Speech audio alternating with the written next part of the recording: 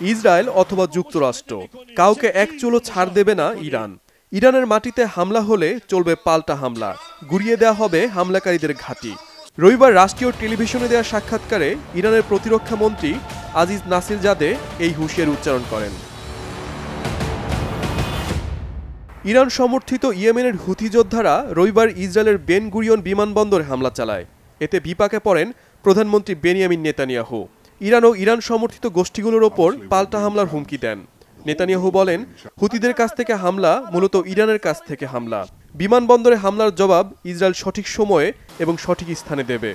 ইরানে হামলার জন্য যুক্তরাষ্ট্রের সমর্থন নিয়ে যৌথভাবে হামলার পরিকল্পনাও করছেন নেতানিয়াহু।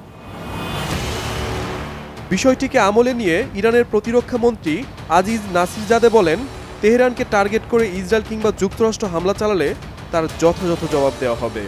ইসরায়েলের বিমানবন্দরে মিসাইল হামলার বিষয়টি হুতিদের নিজস্ব সিদ্ধান্ত বলে মন্তব্য করেন নাসির। বলেন, হামলায় ইরানের কোনো সংযোগ নেই। যুক্তরাষ্ট্র ইরান পারমাণবিক কর্মসূচি নিয়ে আলোচনার মধ্যেই উত্তপ্ত হয়ে উঠেছে মধ্যপ্রাচ্য। বিশ্লেষকরা বলছেন, ইরান ইসরায়েল নতুন করে পাল্টাপাল্টি হামলা করলে এবং সেখানে যুক্তরাষ্ট্রের কোনো ইন্ধন থাকলে ভেস্তে যাবে পারমাণবিক কর্মসূচি নিয়ে সমস্ত আলোচনা। এদিকে গাজায় স্থল হামলা সম্প্রসারিত করতে হাজার হাজার রিজার্ভ সেনা ডেকেছেন ইসরায়েলের প্রতিরক্ষা বাহিনীর প্রধান আয়াল জমির। জিম্মিদের ফিরিয়ে আনা ও হামাসকে শেষ করতেই নতুন এই অভিযান পরিচালনার কথা জানান তিনি। এরই মধ্যে ইসরায়েলি হামলায় গাজায় প্রায় 50 ফিলিস্তিনি নিহত হয়েছে। ভূখণ্ডটিতে টানা 64 দিন ধরে কোনো খাবার ঢোকেনি।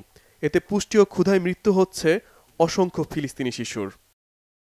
শহীদ আরাফাত, বাংলাভিশন নিউজ ডেস্ক।